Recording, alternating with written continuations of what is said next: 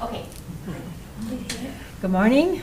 I will call the Committee of the Whole work session to order, where we are supporting community through quality public service on this day, Tuesday, August 18th, at about 10:40, I mean. So we have in our packet the minutes of the previous meeting of July 21st, and then the agenda today is a program presented on recycling, program operational review and alternative analysis, and then for other information is DDA ongoing maintenance review.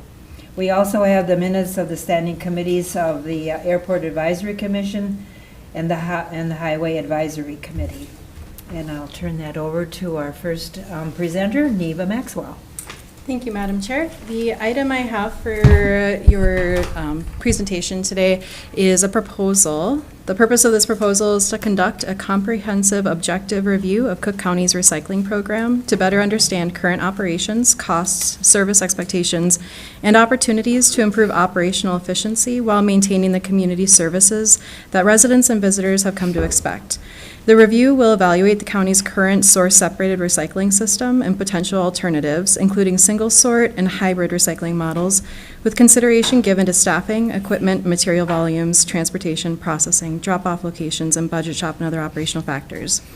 This analysis will establish a clear understanding of the county's current cost of providing recycling services and evaluate the operational and financial implications of potential service delivery alternatives.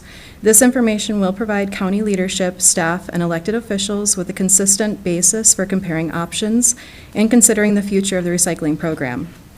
It will also establish a useful cost of service benchmark as the county evaluates future arrangements for the transportation or processing of recyclable materials and considers the appropriate costs associated with those services.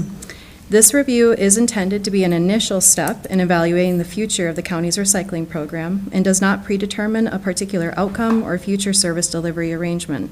The analysis will provide the information necessary for the county to make informed decisions regarding operational efficiency, fiscal responsibility, service accessibility, and long-term program sustainability while being responsive to community expectations. The proposal for the review is $19,500. The final deliverables will include an assessment of the current recycling operations and costs, identification of key operational efficiencies and constraints, evaluation of alternative recycling models, planning level financial comparisons, and recommendations or decision points for consideration by county leadership. An optional cost of service analysis is also available for an additional $6,000, which provide 10 years financial forecast, capital replacement planning, shared cost allocation, and annual funding projections with an Excel-based financial model for ongoing county use. The proposed cost is within the county's adopted 2026 recycling program budget. Although I don't love just reading my narrative off to you, when I was considering my presentation, everything I was jotting out was already in this. So I felt for efficiency and any of the listening public that I would just read you my boring proposal here. So, yes. Can I add? Please do. Okay. So when I think about the why behind this approach, with having this analysis done, it's really about where we're at with the completion of the transfer stations, the prior discussions about recycling, what we're going to do with recycling in the recycling center, the obligations that we have as a county. Also knowing that if the recycling work transitions to North Shore Waste, which has not been determined yet, if that were to happen, there would be a cost associated with that. We don't have the data at this point to support what direction we're going to take and what the cost would be. So this proposal that NEVA has would help to give us some baseline information that would help the board to make, future necessary decisions about what is going to happen with the recycling program as we move forward. So that's just to summarize my why behind it. When in discussions with NEVA, that's really what we're looking for here, is to gather that data to make sure that you all have the information, and we have the information regarding the operations as we move forward. I think with the improvement now, both at Hovland and in Tofte, I think we are on a good place right now. I'm not sure I can envision how that would work into the future, so good thoughts. And this is information that we could not gather ourselves? Like, we don't have personnel, probably that's the key. We don't have personnel that could take the time and, sounds like a complicated extra credit math thing that's quite doable. Sure. Go ahead. Yeah, thank you. What we could do right now is look back and say how much our recycling program has cost for the county to operate that program. That's very easy. That's in our financial records. The thing I want us to recognize is that our current recycling program is a source-separated recycling program, being very labor-intensive. Everybody that's working at the recycling center is sorting out the material and trying to make sure it's high quality so we can improve our redemption values. What I want us to realize is that there is an alternative potential, just being open-minded, that the recycling program could shift to single sort, which would be much less labor intensive. This is a program change that Lake County made to their recycling program, and that takes one person who is collecting the recyclable materials and putting it in one unit, and then that gets transferred down to Hartels. And I'm not saying that that is what we would make our investments in, but I think it's very valuable for us to understand how much that program could cost the county when we enter into the next phase of discussions with using the new transfer station. Because I would want us to make that arrangement and that agreement based off of the cost of what a more efficient recycling program could cost the county versus our program right now that we know is very labor intensive and a higher budget line item. And I think that that's important information to have so that we're paying a more efficient rate that's realistic to what we could be operating in an alternative program organization, and that's what this could provide us, is an analysis of how much our program could cost if we went to single sort instead, which would be less labor intensive, presumably would cost less to manage that program and operate it, and then that would be valuable information to have when we discuss, the next phase of the transfer station and the county's recycling program. And What does a single sort mean? Like, it would mean that we'd all drive to one center then? No, it's all the recyclables just going in one bin. One bin? Yeah, you wouldn't have to sort out your recycling. Wow. And so What do you mean, like everything? All- Cans and everything, glass yep. and garbage and? Everything. Not garbage. Oh, not garbage, Not sorry. garbage, No, okay. not garbage. All the Yeah, recycling goes in But one that does bin. exist too. Yes. Yes, all the recycling could go in one bin, and we know that when that happens, often recycling rates go higher, more people participate, and then potentially your redemption values also get better because you're providing more recyclable material. The state of Minnesota, MPCA, does not care whether we do source separated or single sort. Oh, okay, so why are we? And two, so they just take all of this, and I guess we need to have like a site visit, because I'd like to see how they separate it. When it's this huge quantity, it's not our problem if we send it down the road, but it's a problem. Go ahead. Thank you, Commissioner White. Just to follow up on that, in the Natural Resources and Environment Committee, we've been studying waste statewide. We have gone to facilities and looked at how it is sorted, and there are many places that are using this model. So I'm very excited to see what is the impact for Cook County, and get information from, independent sources, also look at the market analysis, because currently the recyclables that we take and work very hard to sort properly at our recycling center, we don't get a lot of bang for our buck. Yeah. And so I think that kind of leads the rationale for why do we want to spend some money to look at this issue. If I may, it is also my understanding that North Shore Waste does intend, when the recycling program does shift over to North Shore Waste, they intend for that to be single sort. It won't be the source separated anymore. So Sure. I think regardless, the future of Cook County's recycling program, whether it's this year or 10 years from now, will be going to single sort. Not 10 years, maybe like 2 years. 2 years. That was way too far out. But So the question is, but then again, the buy and sell shop that's there, that would be like a separate, That's. the budget that's a shop is separate thing. although it is part of this It's proposal. recycling. It's a part of reuse, so it is the budget shop. Many people may not recognize why the county has a budget shop, so it's a nice opportunity just to explain. There's a high value in diversion, so we're diverting what could be thrown away, and we're giving it a reuse, a second life or a fifth life in Cook County. And so the budget shop actually helps us quantify to the state that we are keeping materials unnecessarily going into landfills. And so I think what I would really appreciate if we used the opportunity to do this analysis is for the decision makers to have a full idea of what our recycling program entails with all of the trailer drop-off sites that we have. I think that's an easy part to overlook, and compare how much that's costing the county and, you know, what parts we'd be willing to give up to do this transfer to North Shore Waste for operating the recycling program out of their facility.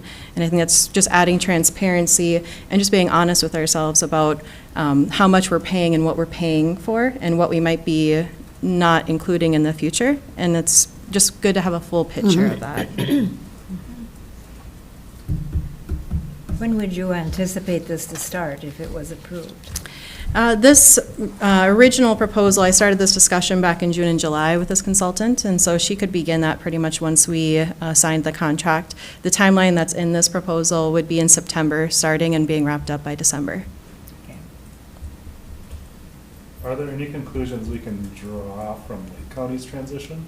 I asked Lake County, and she, one of their recycling program facilitators came up to look at our facility. That was one of my very initial steps in considering this potential change, just to see, even hypothetically speaking, if our facility could facilitate single sort. And so she came up and walked our facility with us, and she was very impressed with the structure and the setup of our facility. It's structured to allow a drive-through access. That's where the trailers go through right now for unloading, and that's primarily what they would need for the single sort. So the infrastructure that we have right now hasn't indicated to me that it's just totally out of the question of possibility to even consider this single sort, which is why I went down this pathway to gather this information, just to know how much operationally it could cost the county to run single sort. Again, so we could use potentially that as our baseline in any future arrangements. And that's what I was wondering, if like we got any potential operating conclusions from Lake County. Yeah, I mean, they have one staff person that operates their recycle center, and they're basically pressing the button on the compactor when all the materials are put into one bin, and then they work with Hartels to come up and pick up that bin and bring it back down to Duluth. And Cartel says that? yep, and so that's been flagged kind of early on in my discussions with both Lake County and this consultant, that transportation is going to be a unique aspect of our process, and to understand what that cost could be. It could be, you know, really quite high, in which case that's very valuable information to understand. And with that, I would add, this part of the conversation is why we asked for that additional $6,000 for that financial forecasting, so that we understand what the cost is, what a shared cost allocation could look like, to help to give us information as we move forward. I'm sorry, it wasn't clear to me that the 6,000 was also being asked for, just that it was another option, so it's. An option. It's an option. add-on, yep. But it's what would be most helpful.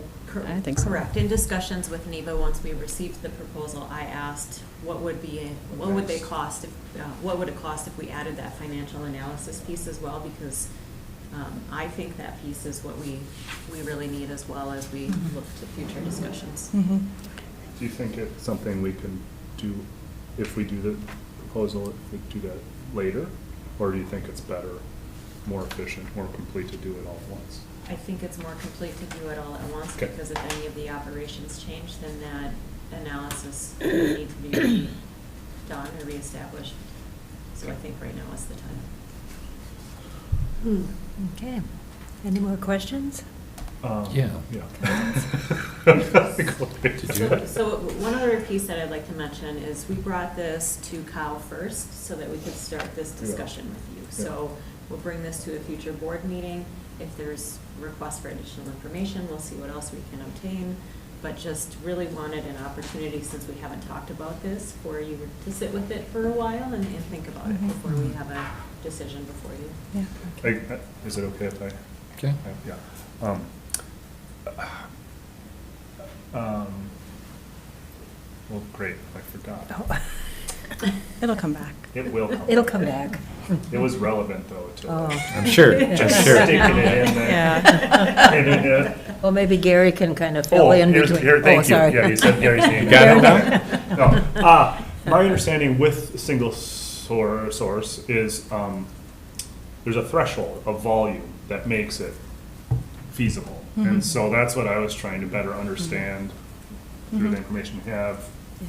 from our history, as well Sure. as what Bay County has gone through versus just industry standards. Mhm. So I didn't know if that's. I think a part of this analysis would help us understand those aspects. Yeah, and just one other thing I wanted to mention is I think that this dollar figure, although it could be seen as maybe an unnecessary expense, and we would just move straight to that discussion with North Shore Waste, I think the cost of this assessment could easily be made up for if it helped us get a little bit more competitive agreement rate. And so I want you to kind of consider our intent in coming into this is to find the best efficiency for our program dollars. And to add to that, we want to make sure that if we do move forward with North Shore Waste, that it's something that is fair to the county, but also to that company. They've been a great partner with us.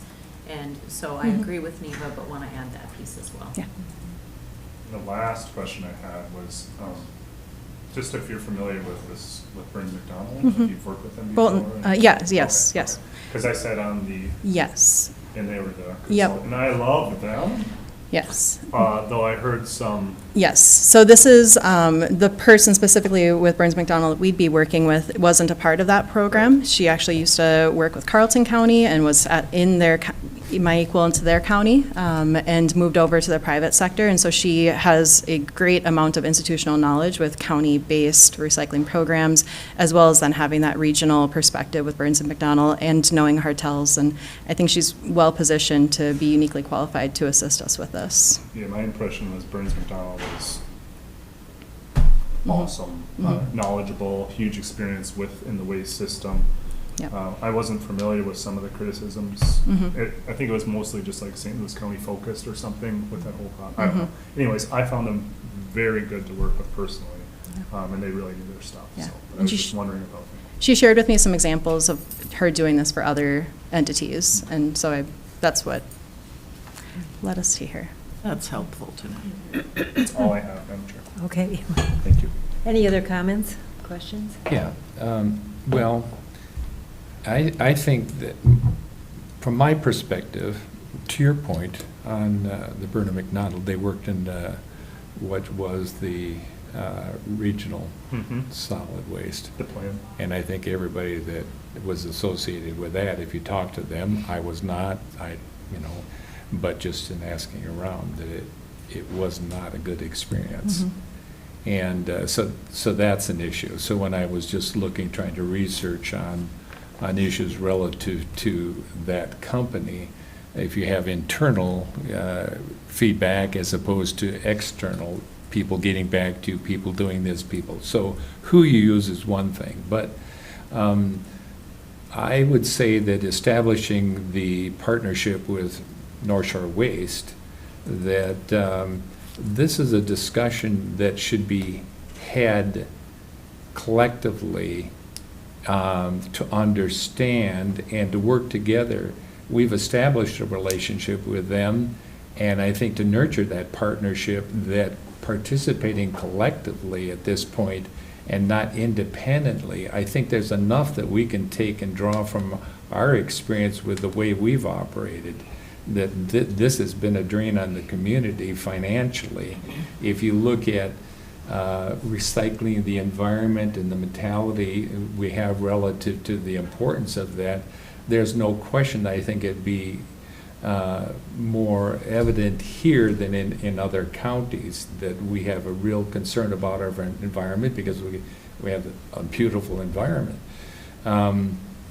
But an honest discussion about this relative to what we are actually doing in the recycling, when you look at 90% of plastics do not really get recycled, but we think that we're doing something.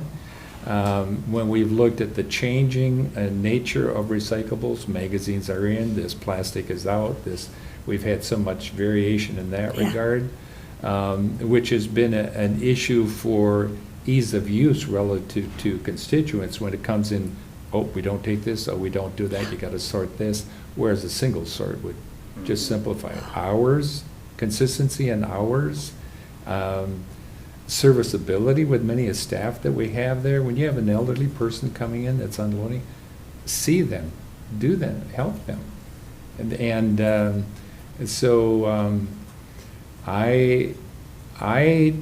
I'm of the opinion, even though it might be in the budget, but the scope of the work is like independent of North Shore Waste. I think it should be, because we've established a partnership, that we should be working with them in pursuit of understanding how we can collectively find a financially responsible way of providing this service for our community. And there's multiple things that I think we can identify, and if we were to ask the public, I think we would get a lot of things that would help to focus what we intend to do in this area. I personally just don't believe that we need to have a company tell us how we need to do this. I think we can come together working with North Shore Waste to take a look at it and evaluate whether or not we can meet need at the least cost. And when we're looking at that, I mean, we know, talking to Brooke and looking at the condition of the building, looking at our materials, looking where our amortization schedule is on the things that we have and all of that, I think we can come up with the information, and I would rather see us partnership at this point as opposed to spending money independent in order to make sure that we have a competitive bid when we're working with North Shore Waste. I think if you involve them, that the relationship is healthier in pursuit of an outcome that is best for the community, as opposed to trying to position ourselves to deal and contend with them as an independent entity. We've entered into a relationship that gives us an opportunity to further cultivate that and to meet a community need. And I believe we have the information to be able to do that and to project things on a long-term basis in the scenario that's established as it is now. We need to change it. We need to change it. It's 600,000, and we're generating about 166,000 to reduce that. So our overall's about $450,000. $450,000. Then we come to the summer, and then we hire an additional person because of tourism that we're going to pay, and Well, we know that part, Respectfully, but that's why we have. We yeah. didn't do that this year, just to let you know, Mr. Commissioner Gamble, we did not hire a temp this year. oh, didn't you? No, we made some program changes and we were able to operate with our That's staff. good, but I was under the impression because it came Nope. and the ask was in No. there. No. So that, So- I didn't, either I missed that follow-up or whatever, but, I want to touch on something you said, which is the relationship with North Yeah. Shore Waste. And I think we have a very solid working relationship Mhm. with Dustin and Barry at North Shore Waste. And they are aware that we were bringing this to the board and having some discussion about it. We made sure that Dustin was aware of it. And so this doesn't replace the conversations and the work that we do with them. This gives us data to help us to have those discussions as we move forward.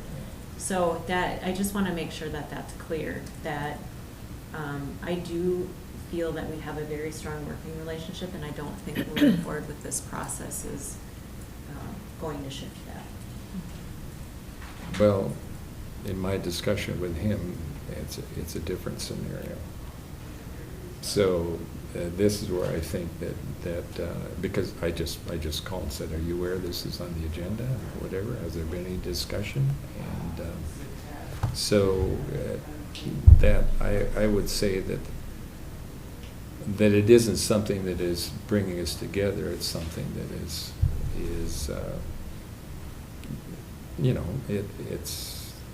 it's raised an issue.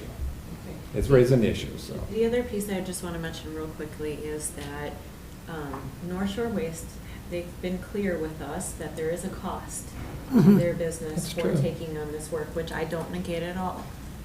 To negotiate and try to figure out what that cost is we don't have the data at this point without just looking at what has the past practice been to engage in those discussions. So we could do that. We could start with what has the cost been the last 5 years, but I don't believe that's an accurate number, because if we were to keep recycling within the county, we would likely be moving forward with changes, which then change the cost associated with providing that service. So so just to add to what you said, we do have numbers that we could use to start that analysis. This would give us a much deeper understanding of what our options are to help to drive those discussions forward. Yeah, I think it's obtainable and credibly without having to hire somebody to do that. That's my firm believing. 50% of municipalities throughout the United States are privately run in this particular area. And the efficiencies that come in privatization, I think the relationship and looking at the costs and whatever, I mean, it's always before us that you can look and say, well, can you do it cheaper and deliver a better service and not have the ongoing costs and overhead? Or can private sector do it? And I just, in the research and things that I'm looking at, I think this is stuff that we can have an open conversation with partnership and do an evaluation without having to spend the money to have them tell us what we should know. We should know by being able to look at this, that this is what it's cost us, this is what we've generated, and then if you're asking the public what's your evaluation, and they say, well, I wish they had more consistent hours, I wish that this or that or the other, we know that we'd eliminate some of the confusion that comes because of the fact that it's always a changing scenario. When you have single sort, you don't have all of those issues that you have to deal with.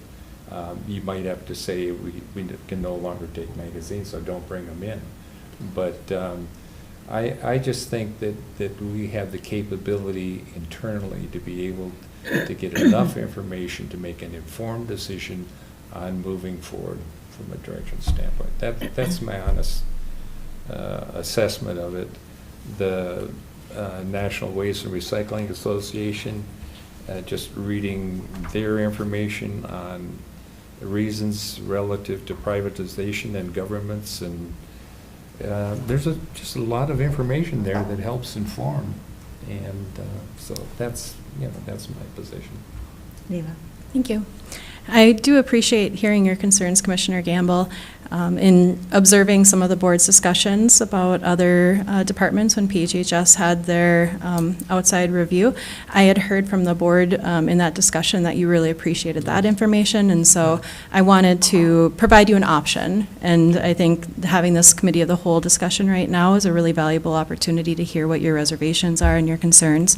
I do want you to rest assured that I spoke with Dustin at North Shore Waste about this back in April when we went to a recycling conference together. You mentioned that. Yep, and so I tried to notify him early on that I felt that our current program wasn't a representation of what its more efficient model could be, and I had reservations about having valid information or accurate information on, having this conversation with him. I felt that a good data-based discussion could really help us all make sure that we're providing the best value for our community in our partnerships, right? And so I believe strongly one of my personal values is having data-led decisions that are also considering not just strictly data, but our relationships as well. And so I was trying to nurture that opportunity to let him know that I wanted to present you this opportunity at least. And whichever way we go with this, whether you see this as a valuable set of information that can help inform our decisions, or if you would prefer that we try to enter this discussion with our old program model.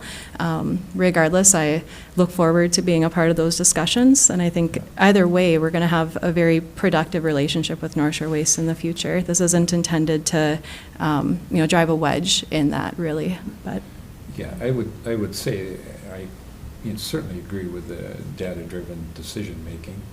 And, but I think a lot of the data that we have, we are able to project. I think the data that we don't have, because we haven't had single sort, is available to us. Your initiative to bring up Lake County to take a look at that facility, our facility, is an evidence of that we can garner this. We can look at what our history has been. You can look at our equipment and our building and consult and find out about that information.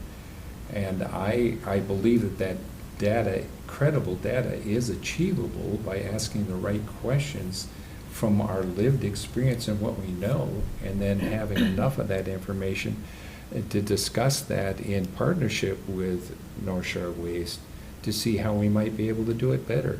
If we look at, the cost component that is associated with them, they can get that information. They will do that. That's something that would be their responsibility. Our responsibility is to take the information that we know from our lived experience and our projected information, should we go to a single sort and maintain the building and the equipment and the cost to transport and everything else on our own, and bring the numbers to the table and look at it. I would be willing to do this. I'd be willing to get that information to be able to provide enough information that would be credible without having to pay me to do it. Just because I believe it is achievable. And because in my lifetime, I've been called to have to do those things. And I just say, it's to Commissioner White's point, we have to determine whether we say we got money here or not. That money can be used someplace to alleviate the pressure that's on our levy overall. We have to prioritize, and sometimes we need to put our feet into what we say. So go ahead, Commissioner.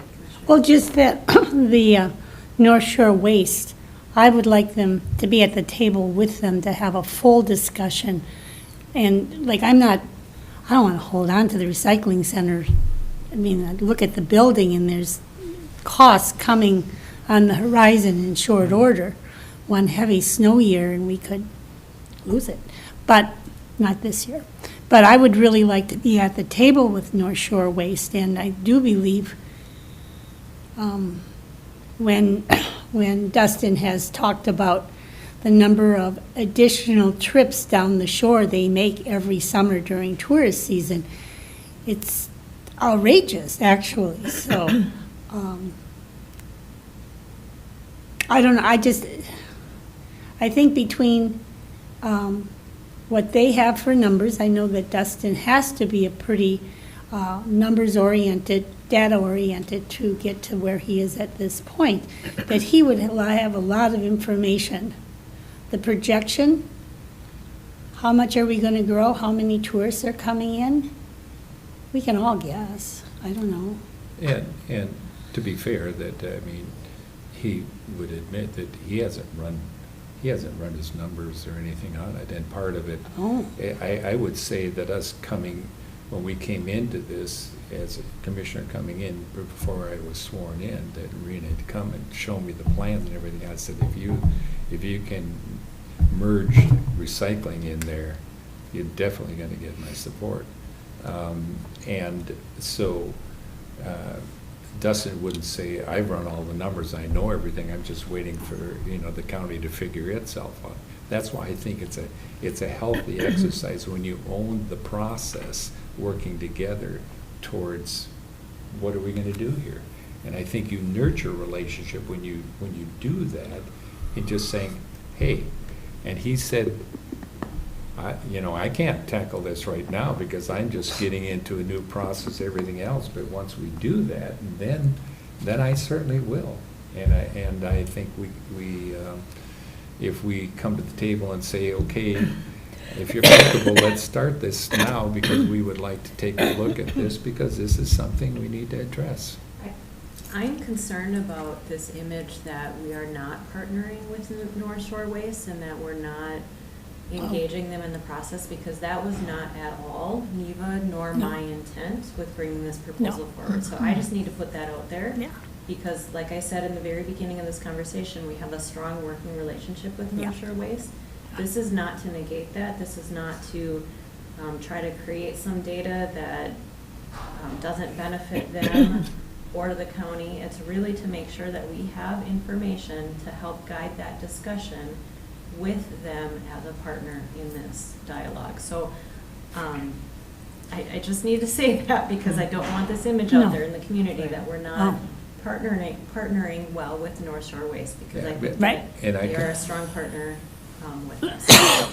So I really. I would appre- agree with that from the standpoint of the partnership thing, but I also you can see that it's, sometimes we aren't communicating and it wasn't intentional in nature, but we said, oh, I didn't keep you in the loop or whatever. And so when I'm asking the question, I can't deny the reality of what the conversation is that I have, if I have it, relative to this issue coming before us. But that's my position. I appreciate your listening. I certainly want to become better at what we do in that area.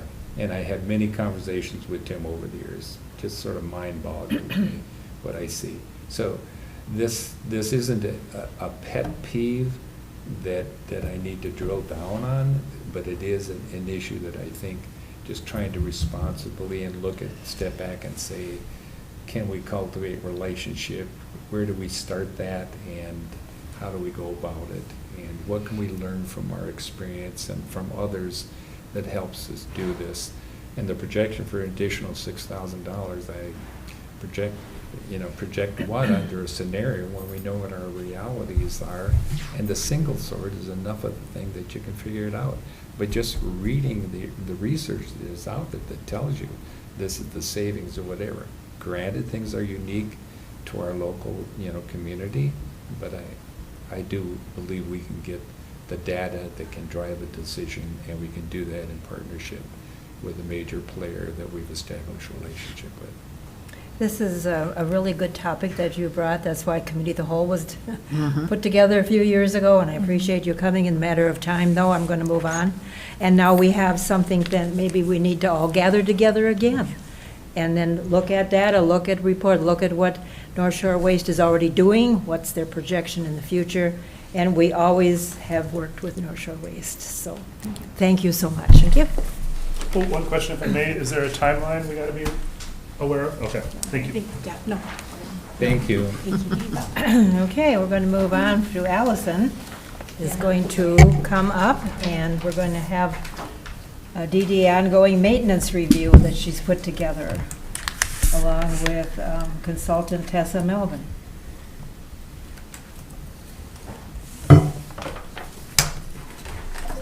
Tessa's, I think, on Teams, so Jana's gonna work on it. She is not yet. Oh, she's Wait. not yet, okay. I've been messaging her, letting her know we were. Yep. running a No, little she's late. not. Okay.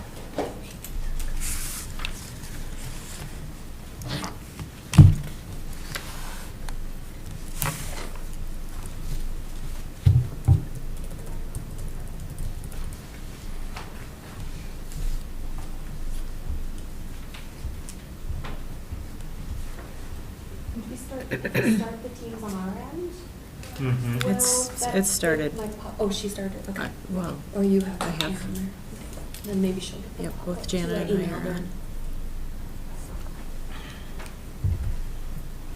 And then she could be on the big screen? Is it, Yeah, yeah. I think so. Cool. Yeah.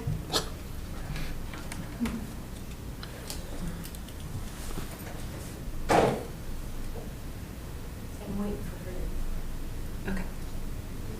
Did you message her, you said? Yeah, yeah, I've been emailing her, just letting her know, like, we're running late.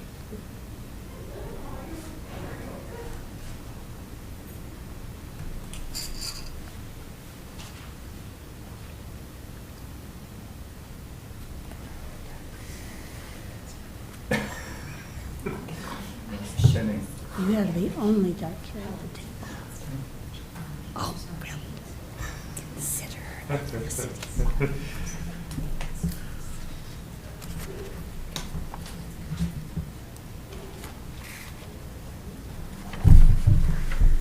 Can you message her again? Yeah. Let's see if I can message her.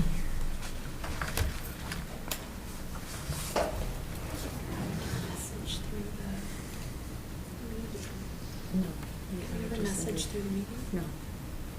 Well, she's not on, so she's Yeah. not gonna see it. Well, I know sometimes you can message even outside of a meeting. No, I sent her an email.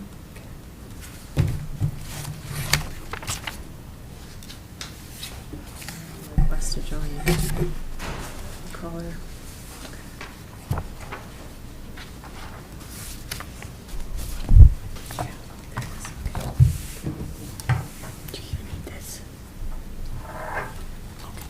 There she is. Okay, she got it. Okay. Tessa, can you hear us? I can. Can you hear me? Yep. Yes. Sure can. We're just gonna, now that you're on, we're gonna get our side set up for presentation purposes. Can you say something again so I can test your volume? There Can she you hear is. me now? Is that all right? We can see Okay, you. perfect. Thank you. Yep, all right. So we've got you, Tessa, we've got you up on our larger screen. You can kind of see us as well. But yeah, otherwise we'll hand it over to you. Perfect. I'm going to share my. Can you see my slideshow, Allison? Yes. Okay, perfect. So thank you for having me today. I will go through this. Please stop me as we go if you have questions or concerns or comments so we can answer them as we go along. I'm just going to kind of go through today's agenda. I want to go through the classification and compensation study background. So kind of the work that we've done to date and explain kind of our job evaluation tool, talk about the selection of benchmarks, review ongoing maintenance, review the 2026 market review, and then answer any questions. So the big, one of the big questions is, why do we do this study? Well, we do this study and you guys have chose to do an ongoing maintenance instead of waiting 3 to 5 years, is because you view it like a pavement improvement plan. You want to look at the road surface every year, make minor adjustments to maintain it. Your employees are your greatest asset, but they're also your biggest part of your budget. So we try to review it and make smaller changes annually, but maintain the integrity of the system.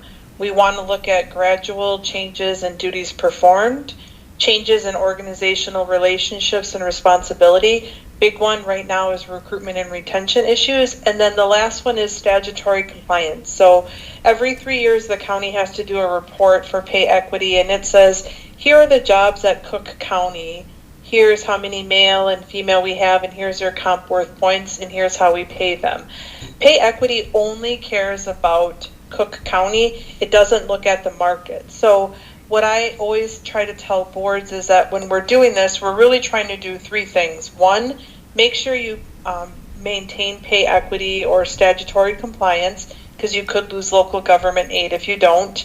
2, we want to have updated job descriptions, so making sure the duties are what they're doing, and we look at the classification. And then the last one is that market analysis. Where are you to the market? And all of those together then should help us determine the pay philosophy from the board, or our pay grid of where do we want to be in relationship to the board. So that's why we're constantly looking at those 3 things. Any questions so far? You maybe just misspoke, but you said those things create the pay philosophy. But then you said the pay grid, which I'd agree with. I feel like the pay philosophy is what we start with oftentimes. Start with, yeah. And that tells us, that's a good comment, that it helps us determine the pay grid. The pay philosophy is the discussion of the board of where do we want to be in relationship to those benchmark communities. So we tie all 3 of those in to create a pay grid, or the wages of the county. Good clarification, sorry. Thank you.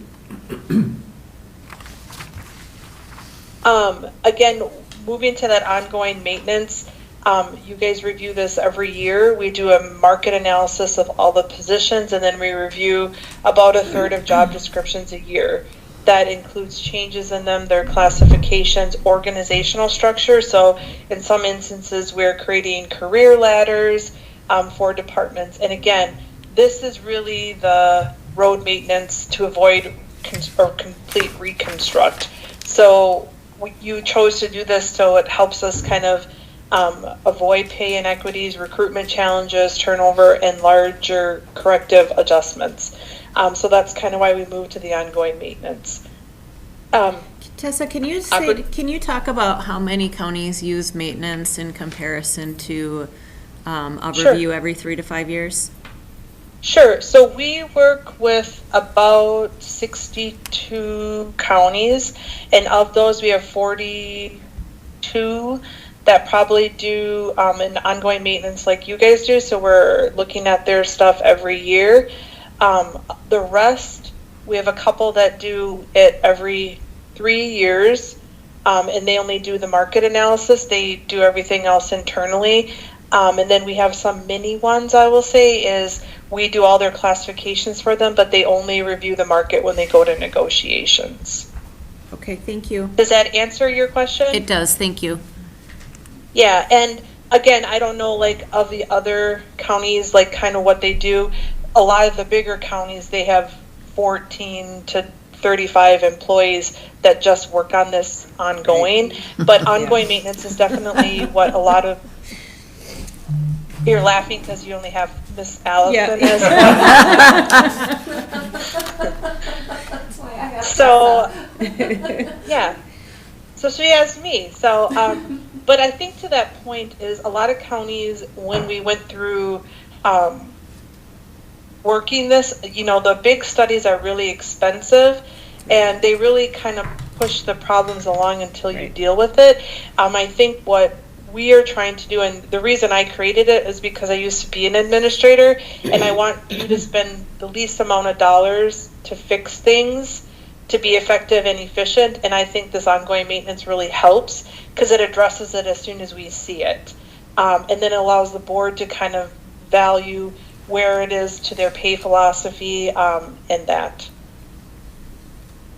Although with ongoing maintenance, we definitely have some opportunities of improvement. So what we've done is we've tried to have recurring meetings with, like Allison, I have with her, but we've also set up meetings with department heads and had them kind of fill out kind of a department review to kind of help us, like, what do you think your recruitment concerns are, your retention issues, succession planning, job descriptions, career ladders, expectations, or others, just to help identify areas to improve efficiency and effectiveness so they feel part of the process, so it's not happening to them. So for example, this year IT came to us and said, hey, we need to really restructure kind of the way we're doing things. Could you help us with that? And we worked together with them. Having that department head check-in, again, this is kind of the review form we gave them. Some of them chose not to fill it out, I think, but we've definitely worked with some more hands-on just because they have such changes going on in the department. But we're trying to make sure that department heads are part of this process and don't feel like anything is happening to them. And these are just more questions we kind of asked them. The job description review process, you know, the reason we do a third is so that every year when you go into your negotiations, all the jobs have been looked at. We look at the market every year for all positions, but we want to make sure that, you know, are the job descriptions correct? Are we watching what the industry is doing or the requirements, the licensures, the certifications that are required for those positions? We want to make sure we're addressing any recruitment or retention issues. It allows me to have a better apples to the market in comparison. And then we watch and see that if we can have job families and also create clear expectations for employees. So I think it's important that the employees feel that they are part of this process, that they help us review their job description. And when we do that, we kind of work together with them and their supervisor. Our content evaluation, what we're using to look at your jobs, and I always say, when we look at a job description, we're looking at the position and not the person in it. So it's qualifications, education, and experience needed for the position, not what they have. So I always give an example of when I was a city administrator, I have a doctorate, but it wasn't required, so I'm not going to get paid for it. I was also a TIG welder and could weld for public works. Again, something I bring to the organization, not what I'm going to get paid for doing. The other things we look at are decision making. So the process decisions, they impact their direct work, maybe the division, the department, and the overall county. Problem solving, are they solving complex problems? Do they have statutory, compliances that they kind of check in with? Relationships are who are they communicating and what are they communicating to? Effort, both mental and physical, and then conditions and working elements of the work environment. So again, that kind of helps us determine where the grade or the comp worth points come in for pay equity. It then allows us to kind of align that with the market and the pay philosophy to determine where those wages are on your pay grid. Any questions on that?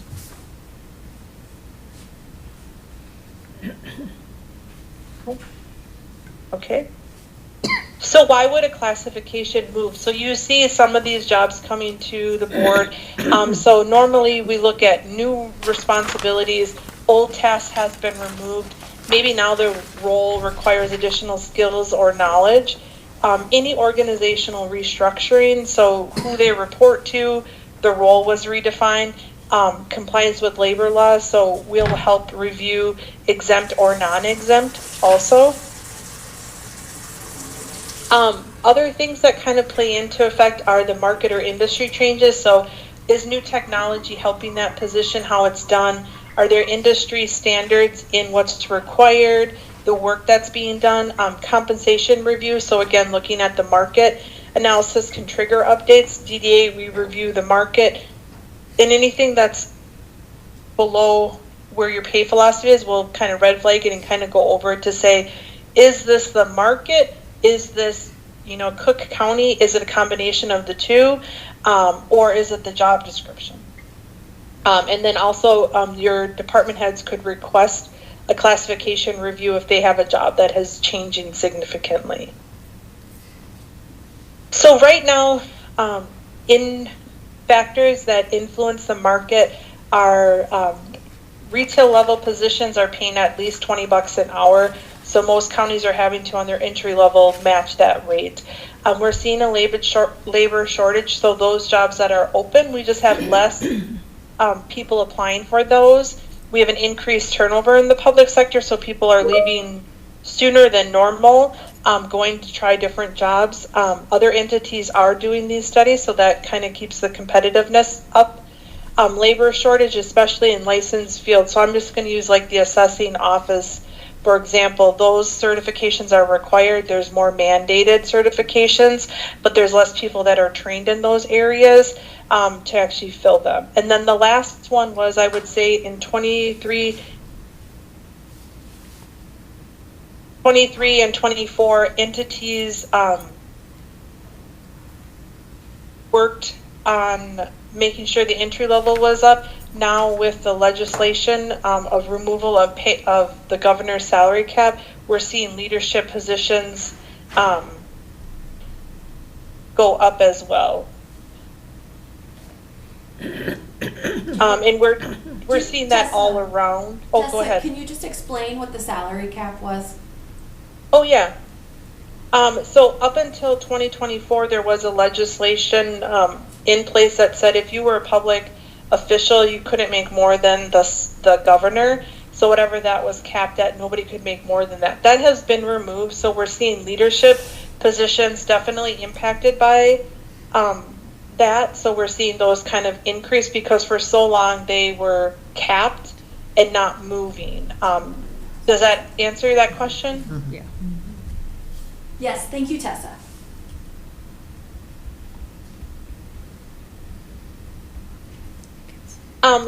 So the selection of the benchmarks, I know there were some questions around this, so I kind of wanted to do some background of what we did and kind of how we came there. When we select benchmarks, our goal was not to find counties that match Cook County's population alone. Instead, we really worked with a group from the county to identify organizations that share measurable characteristics that influence the complexity of the county's operations and workforce demands. So you can use indicators like population and tax revenue and those are typically what we use. When we met with the group, what they said is that these indicators would best be a comparison with entities like Cook County. They may not be in the same region, but these are the things that matter to Cook County: expenditures, total leisure and hospitality sales tax, expenditures, and population. So that's where we kind of use some larger, as you can see, counties, because we have the expenditures and the population. We did a ratio. Total compensation and tax per population, the median household income, tax rate, estimated market value of residential, and then rental rates. So I think when we did this, we originally had maybe 50 indicators, and we kind of wrapped it down into these. And so that's why some of these are kind of like ratios where we combine two of them. The benchmark provides market data, but it doesn't determine how Cook County employees will be paid. Benchmarks, again, are a simple tool that's used to understand where you are in relation to the labor market and identify what other employers pay for similar work. Our goal was, when we did this, to work with the benchmark group and the board, is to develop a benchmark group using those objective and measurable criteria and include factors that tourism activity, lodging capacity, seasonal rental, visitor impact, and other economic factors, so we could get entities that work like Cook County or are experiencing similar things that Cook County are experiencing. Once that information was collected, the board generally sets a pay philosophy. So what should the board consider? Where do they want to be in relationship to the market? How aggressive should the county compete for talent? What balance should be struck between internal equity and external competitiveness? What level of investment is sustainable for taxpayers? How should compensation support recruitment, retention, and organizational goals? So kind of think of the benchmark as a map, and the pay philosophy is really the destination. That is set by the board, that you decide where the county wants to be positioned within the market. So these were the benchmarks that were selected. Questions so far? One thing I wanted to add, Tessa, was when we were selecting the criteria for the benchmarks, well, just one small edit. We didn't have all departments, but we did we had all labor groups. Okay. Small detail there. But then also, like you're saying, we had like 1 million, I think you said 50 or 15 different indicators. But we used, well, first, discussion on why each person thought the indicators they had and why those indicators were an indicator or why they're relevant. And so we could all, as a group, talk through those. And so that was good discussion, a little tedious, but very good. But then we used ranked choice voting for each participant to say in what order they thought the weight of the indicator should have. And then we took everyone's individual ranks, combined them into a group rank, and then that's how we got our indicators. I just thought that was an important part because of how we get to things is, I think, pretty critical, especially in this process. Yeah, and I think it's important too that I ran everything with all 87 counties. So that's kind of how we kind of pared it down too. But you make great points. We did, I think it actually took us 3 months to pick the benchmarks. Yes. Accurate. So there was a lot of work from the group and from me just to try to like run analysis of who would be included. But you're right, it was ranked on why and kind of that decision of what to use, when to use. Yeah, and just those ratios, expenditures to population and hospitality to population, we were really trying to, we're a small county, and so we didn't want to, we wanted to try to make sure that was understood in the indicators, and that's why those ratios were included. Yeah. Are there questions from other members? Has anyone gone through this similar level process since? No, I would say some go to a little bit of the indicators. Some will, once they do, like I have one county that has 25 benchmarks. They use those, but they set the pay philosophy kind of on 5 that they really want to be competitive to. Everyone does it, I would say, a little bit different, and they should, because you all have to defend it to your constituents and residents. I can run any analysis that you ask, but I think it's important why we do everything different. I don't want to be a consultant who just says, this is who you're going to use, and that's it. I have one city that acts very different during the day because they have so many corporations, so they're 3 times larger during the day than at night. So we have to use ones that not only look like them, but act like them. So I think everyone is unique in its own. I would say this definitely goes down as one of the longer processes, but I would say for me, one of the most exciting, because we really got into ratios and measuring data on numbers, let alone just saying, I think this is who we should include. Thank you. Any other questions on benchmarks? So Tessa, I'll just add that we often, and by we, Allison and I often get questions about what the process has been and what our pay philosophy is and what decisions have been made by the board. So this was really helpful to walk through it so that everybody has the same understanding of why we do things the way we do and where we landed Sure. with those decisions. So I just appreciate you spending the time walking through this with us. Yeah, and I think it's good because you have board members that come and go to always say, this is where we came from, but where do we want to go? And like, I think that analogy of the benchmarks are the map, but you really create that destination is a really good visual that we keep looking at it. And I will say, when we pull data, I mean, I'm just going to use the county administrator rating. If you look at Hennepin County, they make $30 an hour more than that. We pull that out because we know that that's not a realistic comparison. But for the other positions in the county, it does make sense when you average them out. So we are looking at extreme outliers too, and we take that into consideration when measuring the data. But I think this is very unique, but it also addresses why Cook County is who it is. So I think that's important. Because you do face some different, challenges than other counties do. Well, I have another comment I want to make too. Is just when we went through this process as a board, we first had discussion and decision to hire DDA. Then we had, for this process, then we had discussion and decision on the criteria for benchmarks.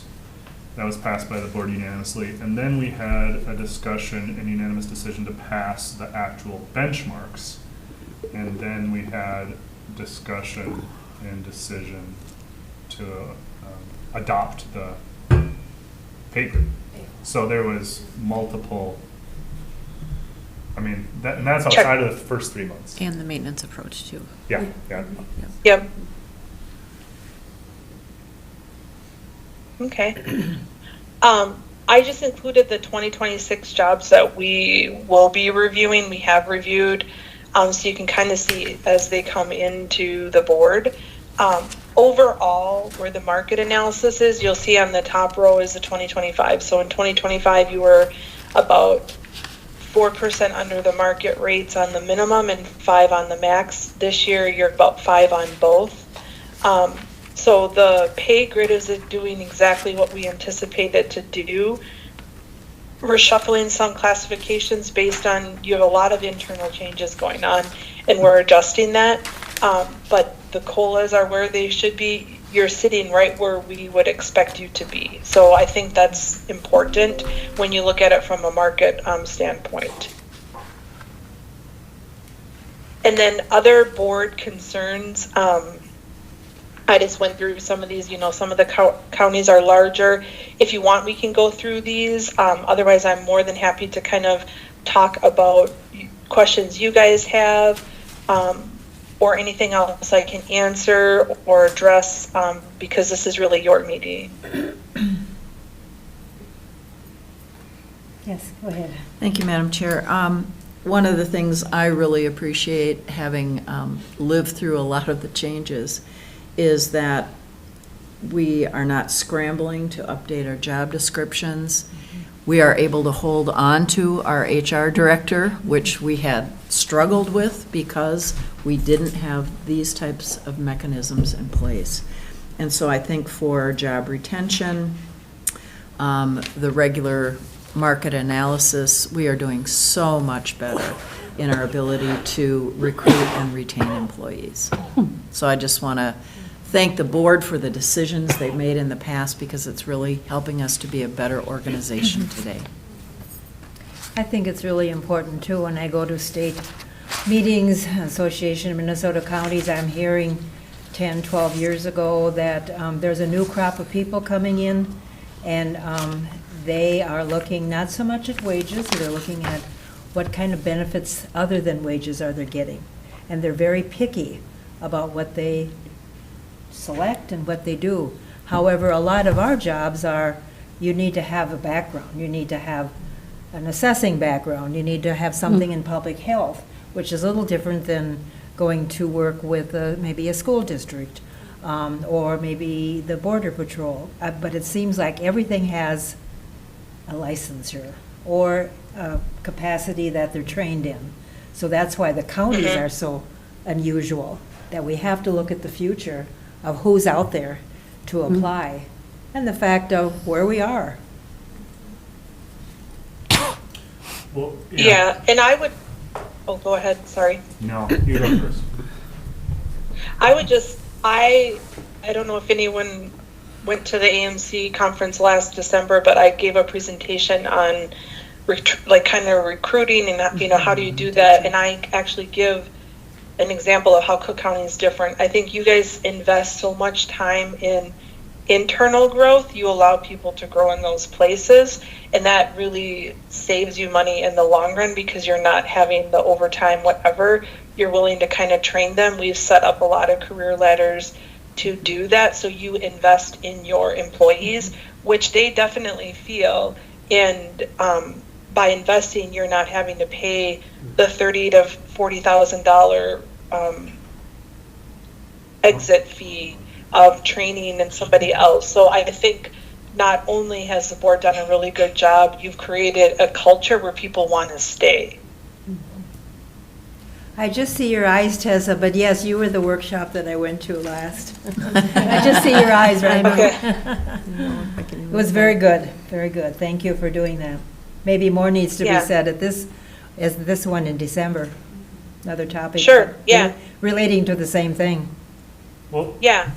and then so kind of underlying this conversation is concerns from commissioners on maybe we want to redo this or do it again.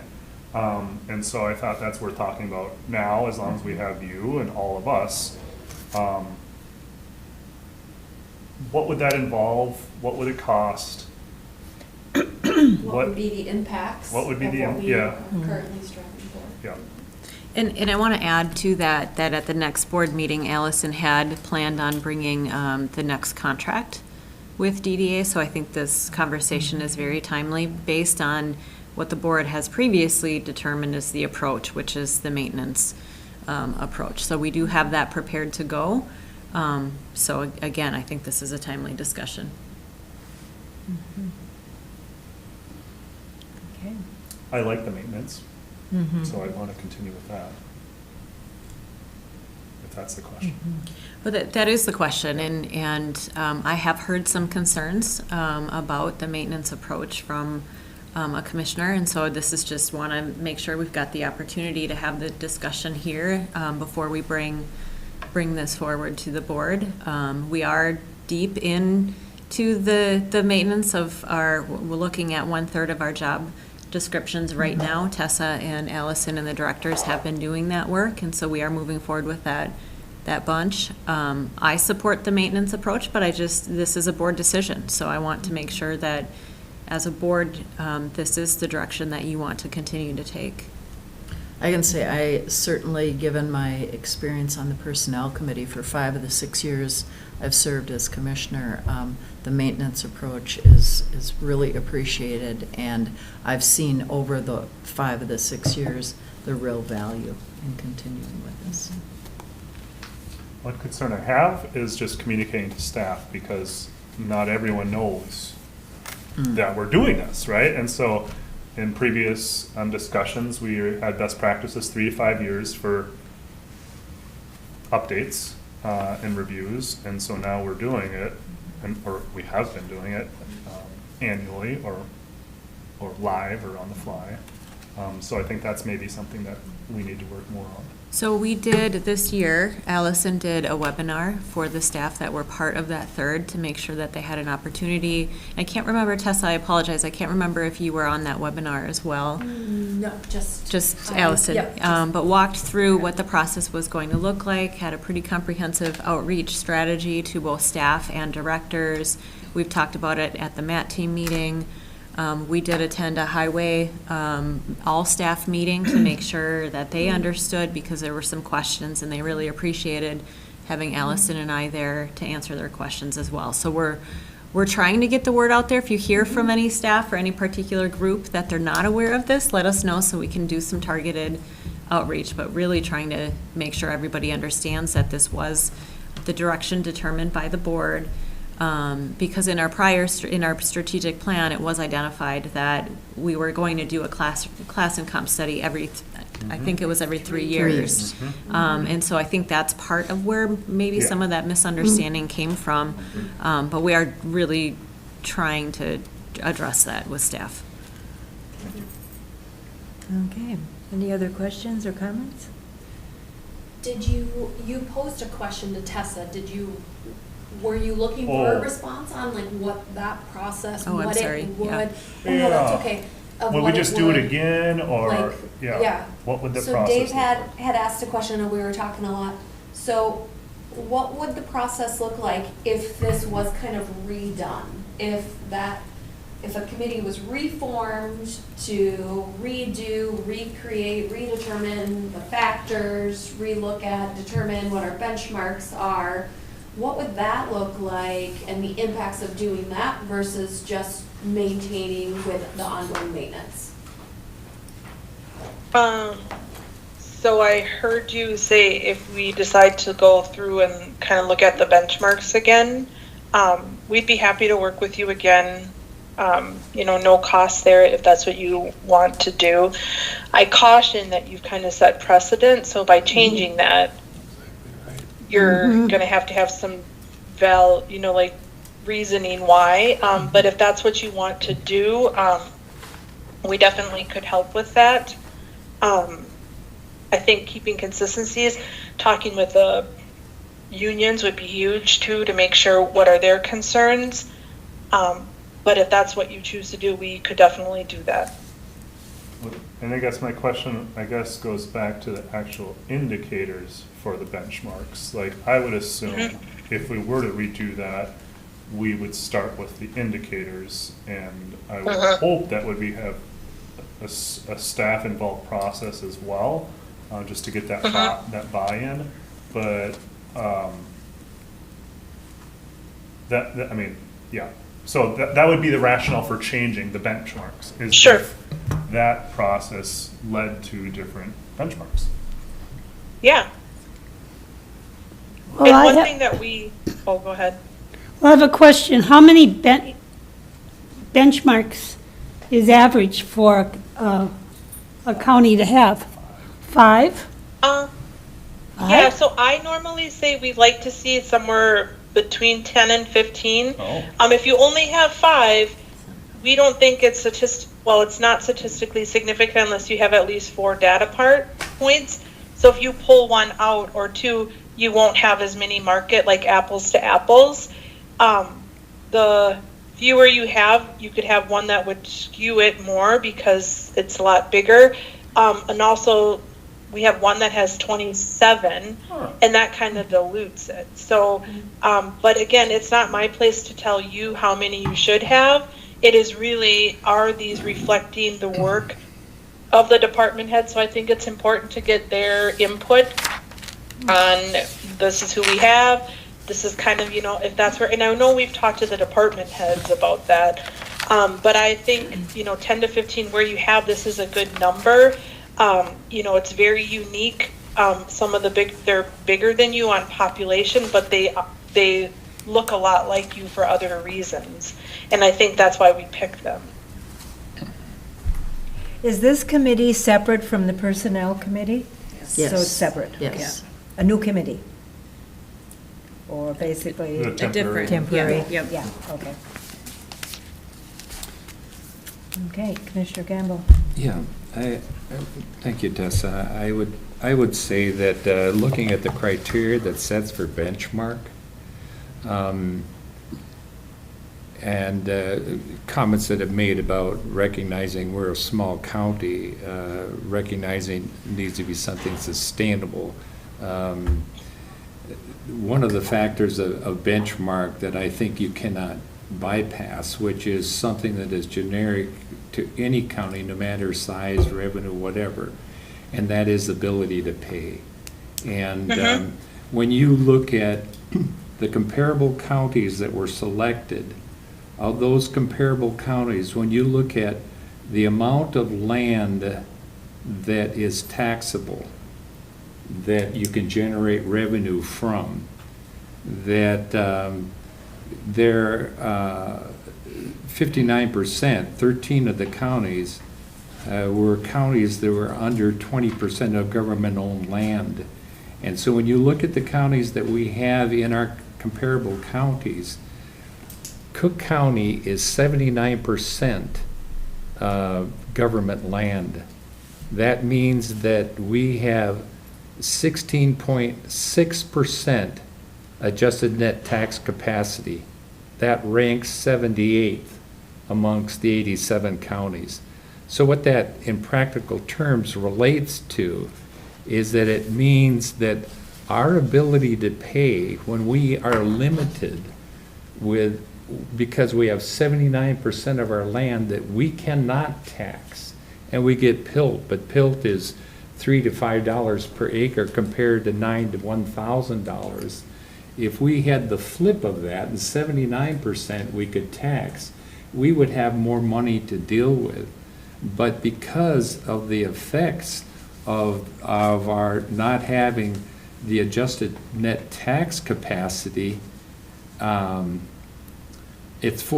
forcing top-tier wages onto a bottom-tier tax capacity, forces impossible choice, and it leads to steep property tax hikes or severe budget shortfalls. And that's the realities relative to the numbers. And from my standpoint, when I look at it, and you made the statement that we basically have established a precedent, changing precedent is going to be next to impossible to do. But the basis under which you look at our realities, we have basically funded the increase in wage through one-time revenues or through using our reserve funds, and it is not sustainable. And it's not sustainable because of the realities that we are ranked 78th when it comes to our adjusted net tax capacity. Where do we get the money? Where do we get the money? And so the basis under which value has been established is skewed without being mindful of the most important component, which is net tax capacity, our ability to meet obligation.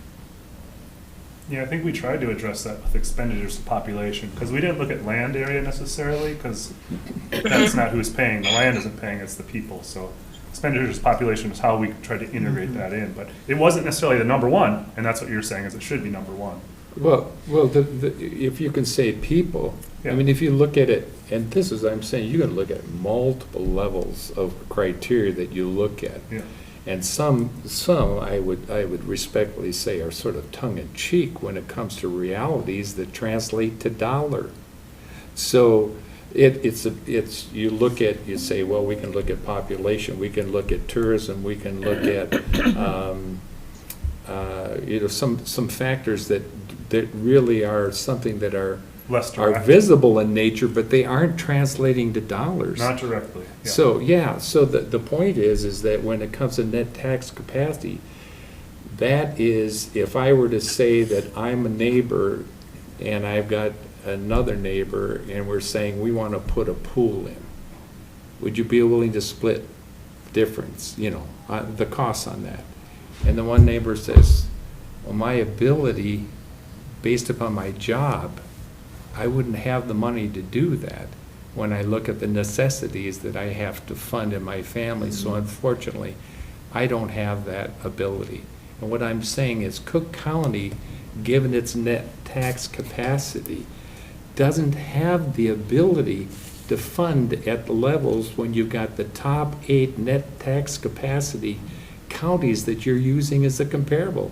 They've got more money to draw from than we are because we're limited by the fact that we have 16.6% net tax capacity. If you look at the net tax capacity on the comparable counties, you've got Aiken County has 50%, Anoka 13%. So when I go through on this, if we're down in Cook County, Let's do them all. yeah, well, I've got it. I mean, I can give you Yeah, there's just I 20 can give you the reading. form. So here's the thing, that Aiken County, the DNR they have 31% land and other governments 19, which gives them a 50%, which leaves them a net tax capacity of 30.7. Oh, Aiken. And that's what you want to look at. This is 30%. Okay, Aiken. you said 50 first. Okay, so Yeah, but that was 30.7. 50% the land, but to make it simple, it should be 30.7% net tax capacity. Okay.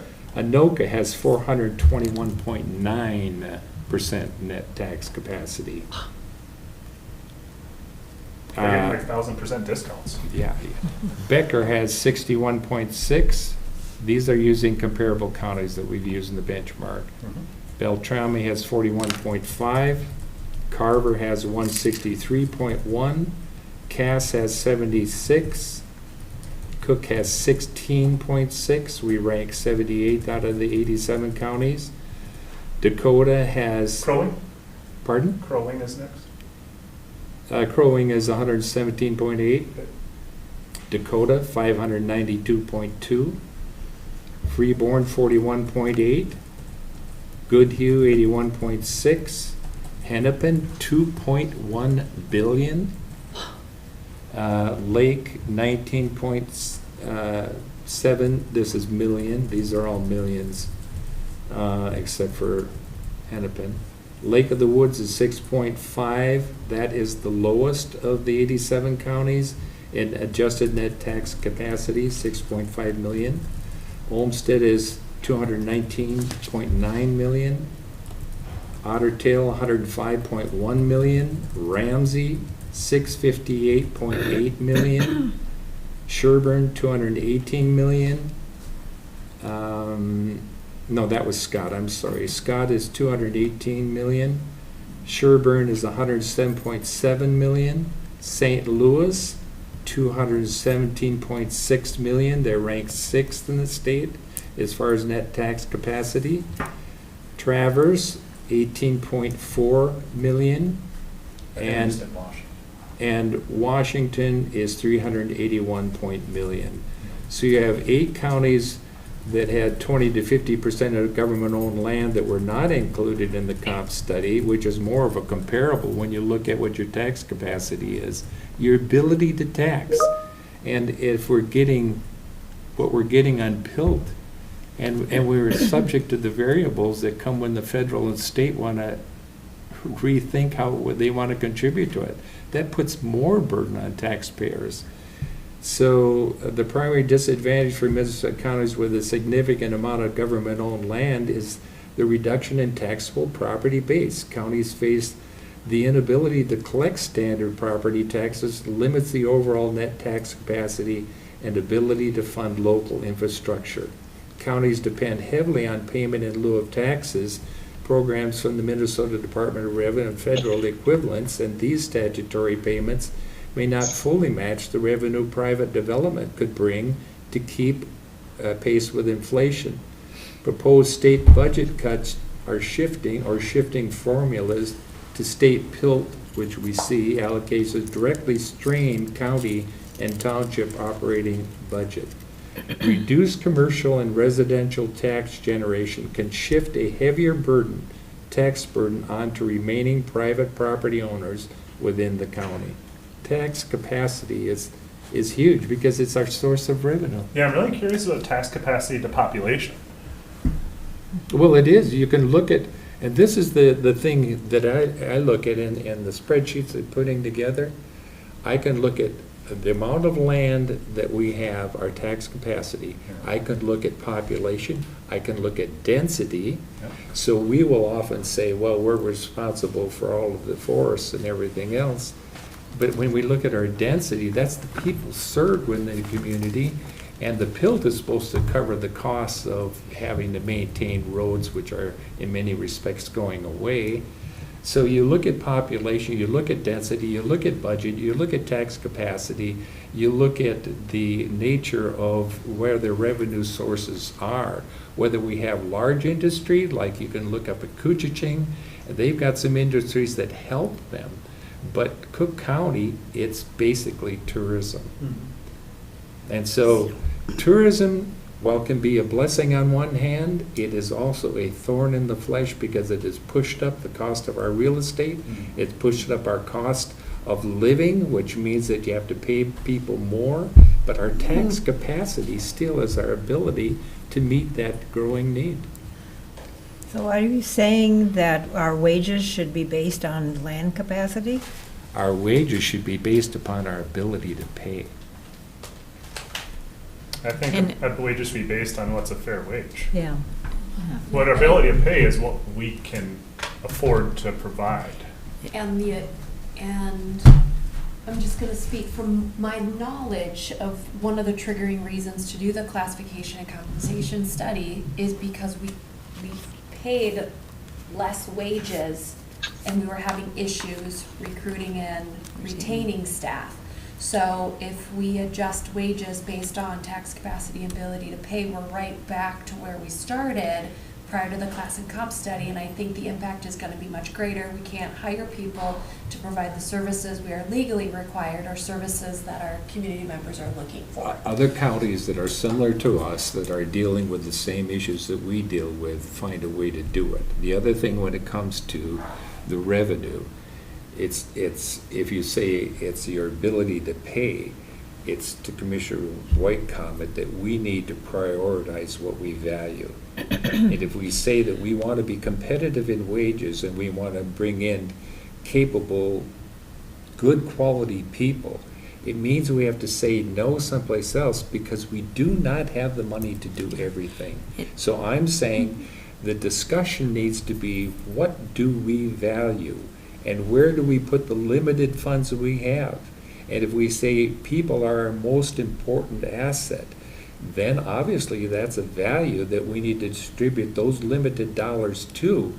But we have to say no elsewhere when everything is levy dependent on a population that cannot afford to keep up with what we're spending. So that sounds to me like that's a budget discussion, not a let's relook at the benchmarks discussion then, because you're saying we value staff.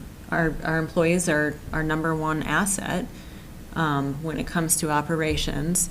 There is a cost if we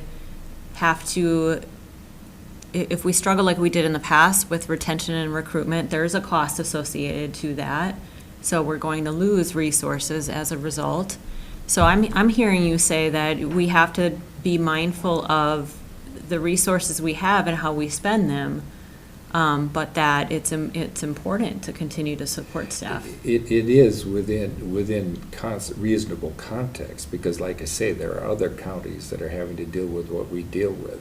So it shouldn't be construed that I'm in acceptance of what has driven this pay philosophy, but I'm saying it's going to be impossible to change it.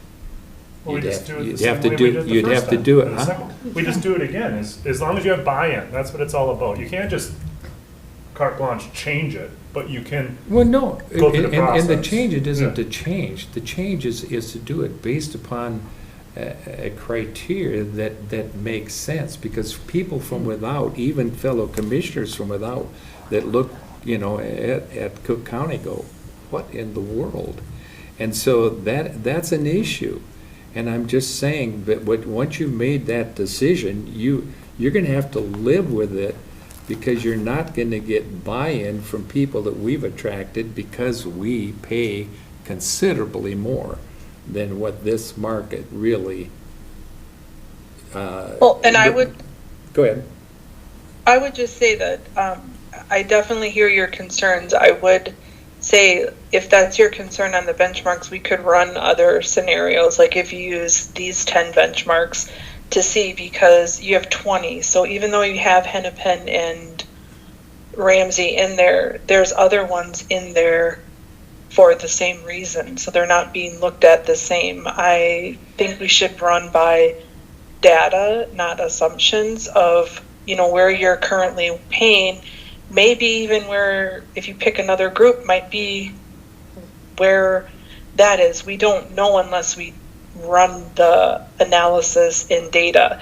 I understand the need for the indicator to be what you can pay, so we definitely could look at that, but it is hard to say that, if we change it, we're overpaying. You don't know that unless we run the information. So Well, and we can run different scenarios if that's what one of your concerns is. We have all 87. So if you said we want to run it by this, we could run it and see where your current rates are compared to that. Yeah, and I'm certainly not one for making assumptions when it comes to making the final decision.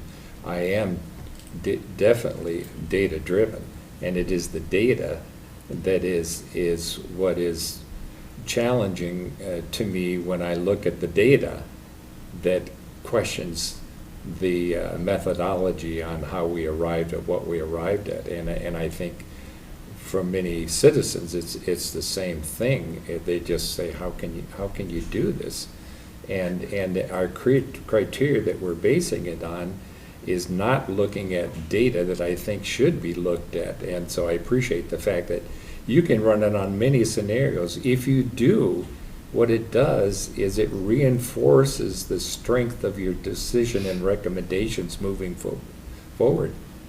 But if we pick and choose what we apply by data, and we find that it skews things, and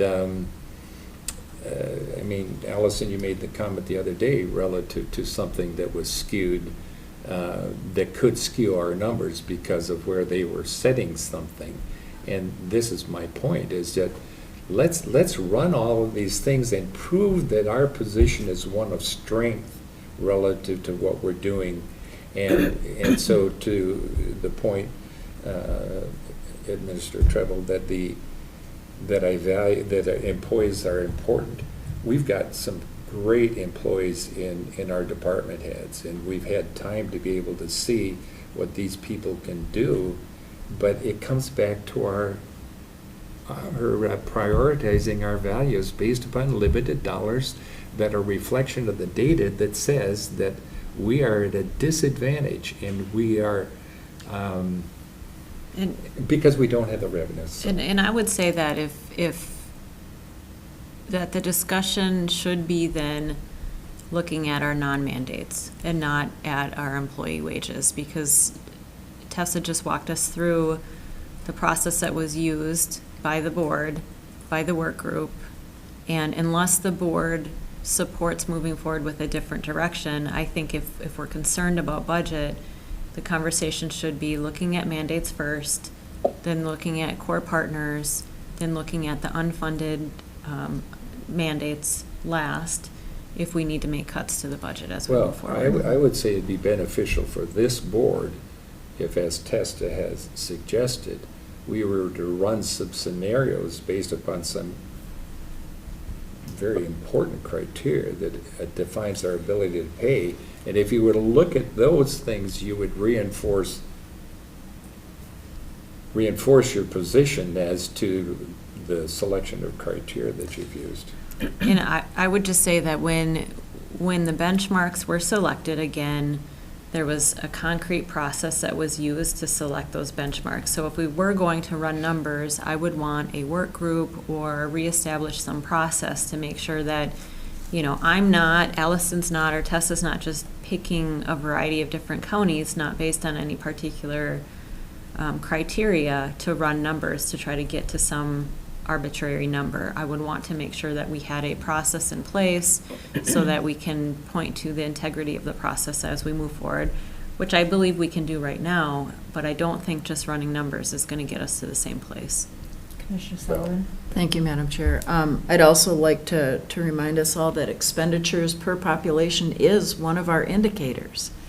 And I believe that is built into this process. Commissioner White? Expenditures per population, what expenditures? I mean, like, Hours counting.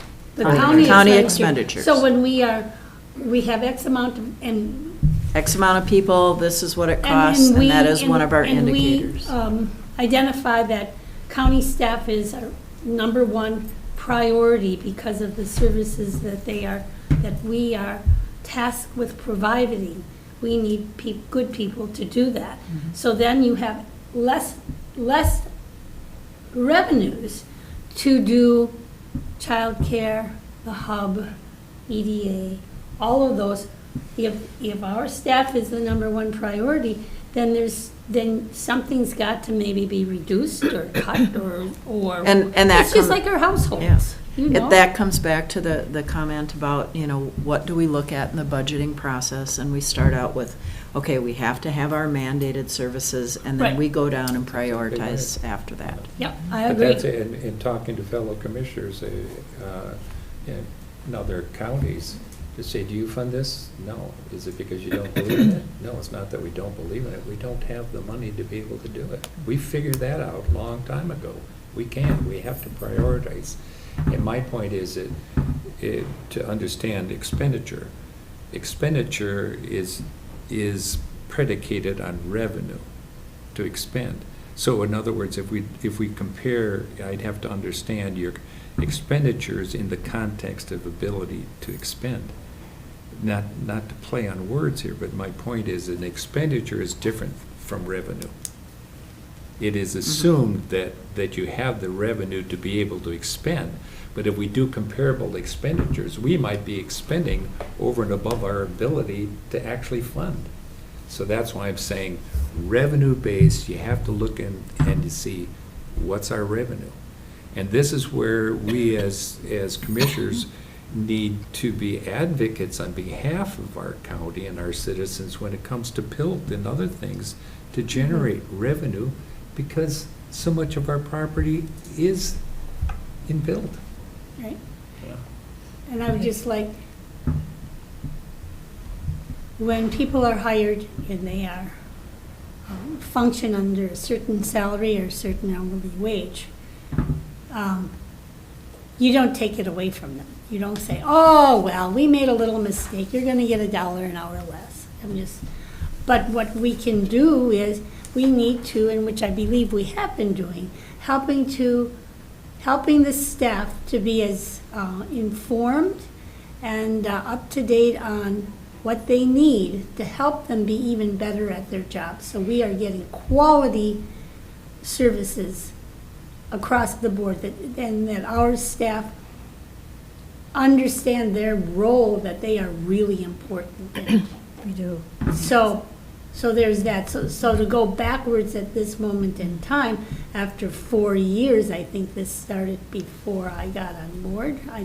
I remember, Yep. just, 5 so years. you, like, that's not a good idea, particularly when there have been people, I think, I don't know specifics, who have moved here from out of county, brought their families because they're expecting X amount for a salary. You can't take that away. I did, coming into this term, reach out to counties and ask them if they would provide for me their total cost of payroll and benefits. And then just, maybe might not call it very scientific, but having to come up some way to represent a number. If you take the total cost of payment and benefits for your county and your population, divide your population into that, and of the 20 counties that I got that responded, the highest was Big Stone. And so if you take total cost of salaries plus benefits divided by population, Big Stone came out to $1,585 per person. Are you using properties or population? Population. Okay, so help me to understand that. Well, if you just say, like, the Center for Fiscal Responsibility has done studies for multiple years that say, where's the cost of government the most? And Cook County has consistently been taxpayer. Individual people pay the most for supporting their government in Cook County. So what I'm doing is I'm just saying it's a way of looking at the cost of wages and benefits by taking that total cost and dividing it by population. You could use another mechanism, like you'd say Taxable parcels of property. land or Correct. whatever else, but still, you're gonna still come up with something that gives you a sense of it. Well, I just think if we're gonna use numbers, we should use the actual data that we have from the assessor's office to make sure it's accurate. Well, this is, if you take your population and you divide it into your overall cost, you know what that cost is. That's an indication. Well, that includes my 7-year-old granddaughter, That's right. but it's, But still, it's She's a not paying point of taxes. looking at it. If you want to look at it another way, it property just, owners, yeah. I assessed mean, values. And it's. It's will be- just saying, if you want to get an idea what it's costing you, granted, it's every kid, it's every retired, it's every whatever, but still, and it wasn't trying to select a denominator that was going to skew the numbers. It was just a simple way of saying, what's it costing every citizen to support wage and whatever? And the highest was Big Stone at $1,585. However, and when I had asked Brady on this, and we come out at 2,741. So Cook County is 73%, exceeds by 73% what Big Stone was, which is an indicator that telling you, when it comes to you looking at what it costs to support in wage and staff, this is what it is. I'm still wrestling with the relevance of tax capacity, because the ability to pay is not what your property is worth. Tax capacity is the value of all the property, and then what each property is worth is a percentage of what the total county property is worth, and then that's applied to what our levy is. And so I'm trying to figure out how tax capacity is all relevant. What it's saying is just saying, when you go into a bank and you say, I want to buy this house, they're going to look at your capacity to pay the Well, mortgage. that's different. That's different than because this is just our land value, just straight up, period, tax capacity. Right, but that's where our revenue comes, But that's because not- the bank can say to you, so where do you get your money? Well, I get it from this job. That's my revenue source. Well, and that's the tax capacity then. Yeah. that- But yeah. what we collect is based on our levy. And so when I go down with the list with the tax capacities, and then I looked up all the populations, we're not that bad. We're pretty good, actually. Like 16 million to 5,600 versus, 2.1 It's just, I'm trying to figure out where, that's why I started questioning, like, wait, what does capacity have to do with any of this? And it's just the total value. It's just the total market value. It has nothing to do with how much someone pays. It's your ability to. No, it has draw- nothing to do with ability. Yeah. It's only what the value is. I think So that's We why we. tax on value, we Yeah. tax on value. Yeah. So Yeah. if I can ask real quickly, do you mind if we let Tessa go? Yeah. She's been hanging in here and we're really, this is more about our budget and our own Thank you, philosophy. Tessa. Yeah, thank you. Thank you, Tessa, it was Thank you. very Yeah. helpful. And Nope, and thank you for letting me go. Just so you know, if I didn't make sense at points, I had Achilles surgery, so I'm in a cast and geez. Oh. trying to maintain that. So I hope that everything made sense. If it doesn't, if you guys have questions after this, Kristen or Allison, send them to me. And again, we are happy if you guys come up with other ways of looking at it. We definitely can do that Okay. to help this. So I'm an ally here, ready to go. And the one thing I was going to say is I heard one of the commissioners say benefits. We actually created a really nice benefit survey that we'd be happy to do for you guys next year to your benchmarks. And we have one side of it that actually asks the employees, like what matters to them. So not that you have to decide that today, but it is something we're working on and offering our ongoing maintenance clients. Thank you. Okay, It would be nice, helpful to yeah. see that if you don't mind sending it to Allison and I. Yeah. Sure. Great. Okay, Sounds thank good. you. All right. Thank you guys so much. Thanks. And Bye-bye. I hope you heal Thank well. you, take care. Yeah. Thank you. Get well. So we have, a matter of minutes here, we have work session coming up on September 14th. And I think at that time, we'll start discussing what's mandated, what's our core partners, what's non-mandated. Because we're setting the preliminary levy on September 29th. Yeah, So yeah. September 14th at Got it 8:30 down. a.m. Yep. is a really important day. Yeah. Got it it down. says. So I think with all this information and land and capacity and all of this and negotiations, you're about ready to wrap all that up too? Or, Well, we're getting started. Okay, just getting started, Yeah, okay. we'll know our healthcare renewal here at the end of August, beginning of Okay. September. as well. Okay, that'll be. Okay. So let's, have a good agenda for our work session on the 14th. And if we have to do another one before the levy, we'll have to see. We also have a little bit of a discrepancy here on the date for the next meeting. That week of it's the 15th, but that week, we are going to be in Bemidji, starting that Tuesday afternoon until Friday. So we'll have to do some adjusting with Are that. we talking about the next meeting noted down near the end of the agenda here? It says September 17th. Yeah, that's supposed to be under the Highway Advisory Committee. Oh. That's the next Highway Advisory Committee. Oh, okay, That's my okay, own- good. They can deal with that date. Yeah, so Yep. anyway. So that, Okay. yeah, that's not the next. Nothing, okay, Yeah. all right. Okay, we got a lot to think about here, you know? What did you say the 14th was? Or next? 14, Monday, the 14th, Yeah, budget. for our budget meeting. Thank you. This is not. Oh. Okay. Okay, anything else? September 14th. I don't have that. Yeah, you in sent my- that. It was sent to the commissioners. Yep. That Monday? Here, I'll Oh, forward you it to had you. one, and then you That's said, right. no, don't do that, do the Okay, other yeah, one. Okay, that's right. I was thinking of another meeting, sorry. Yeah, I just sent it to you. Just Yep. lately. Yep, okay. It should have just gone, I think it just went out to everyone else again. Oh, okay, So, okay, yep. all righty. Okay. Thank you so Thank much you. for the good discussion. Thank you. Good conversations and things to think about. We are adjourned. Where is this from, Gary? Sorry? Where is this from? You can take that, you can take that. That's I mean,